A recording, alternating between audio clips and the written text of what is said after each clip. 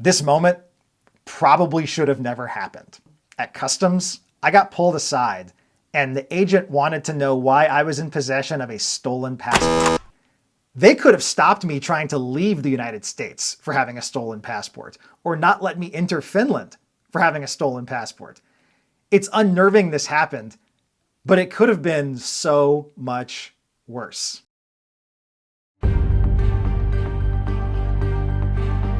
If it's a truly perfect day, there'll be a PR at the end of this. If there's not, it'll still be a perfect day.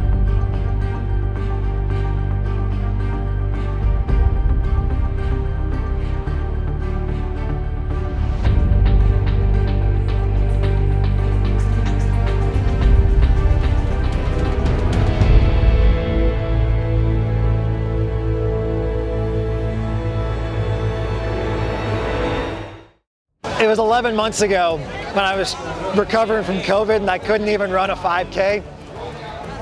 And I just finished a sub 520, 70.3 at the World Championship 11 months later. I felt pretty good throughout the swim.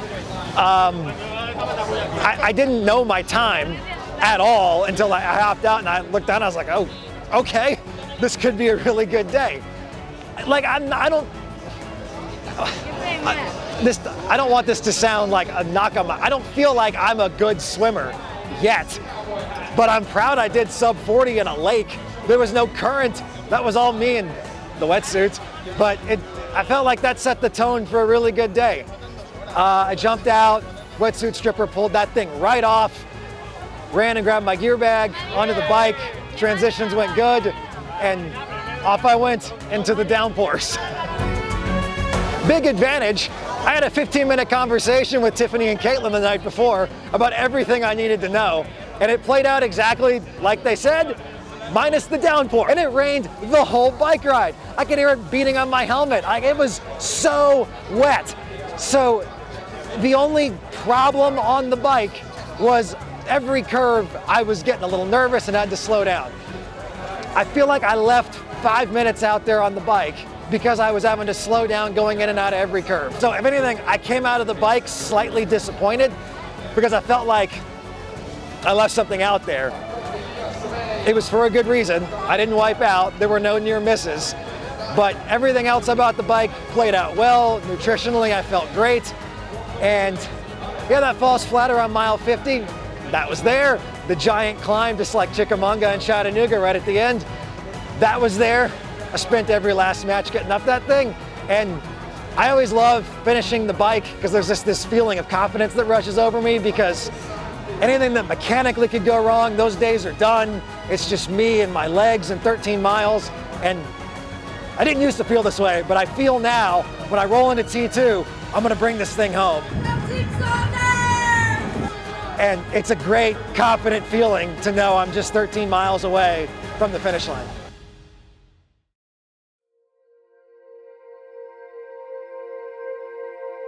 I came out of the tunnel knowing I was going to be a world championship finisher, and I was pumped. It sounds sort of crazy, it's the Colin of a year ago to say this. I only had 13 miles to run till the finish line. I felt good.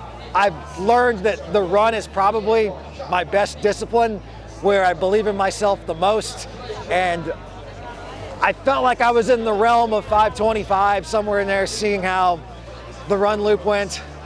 The one thing I wasn't quite sure about was how long and hard that hill was going to be. The three of us had run part of it, but I didn't know how far up it went. So I started the first loop just slightly conservative because I wanted to see what that was like. I didn't know how awesome the downhill section was after that. That was fun.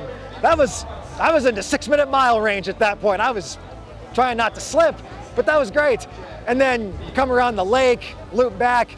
The first loop, I kind of learned the last few things that I needed to know, and then came back through here. I got through the first loop. I saw Katie, then I saw Caitlin, and she yelled out my loop times. Colin, you ran 55 minutes the first lap. You need 52 to PR. You got to stay strong. You got to dig deep. Leave it all out here. Get you some caffeine if you can. You're rocking it. So proud. Knew what I had to do for a PR, and I did the math in my mind real quick and I realized it was gonna hurt, but I felt like I could get that done. Once I got up the steep hill, I was determined and focused to break 5:24. Stay strong, race mighty! And I ended up breaking just by a few seconds, but I broke 5:20. So that second lap hurt, and I wish I could remember a little bit more running down the red carpet, but I was in the midst of pain and a lot of tears. That was a very emotional moment. I don't remember the last time I cried that much, especially in front of lots of people. Congratulations. It's on the finish. There's a sprint finish here. Come on, everybody. Put those hands together. Welcome your athletes. Colin, Lucas Stahl, Dave Simon. And here we go. This was beyond wildest dreams. I don't know how this happened. For the pain scale, those last few miles were about a 9, but I knew it was going to be worth it when I got to the finish line, and it certainly was. If it's not a life-changing moment, I don't know what is. I did a post-race interview back in May in Chattanooga, and I said the most memorable day of my life was getting married to Cait, and the second most memorable day of my life was finishing Chattanooga in 5:24. We're throwing that out again. The second most memorable day is today, finishing a world championship race sub 5:20. This is a life-changing moment. I'm in the midst of a life-changing day. I'll never forget what happened here today.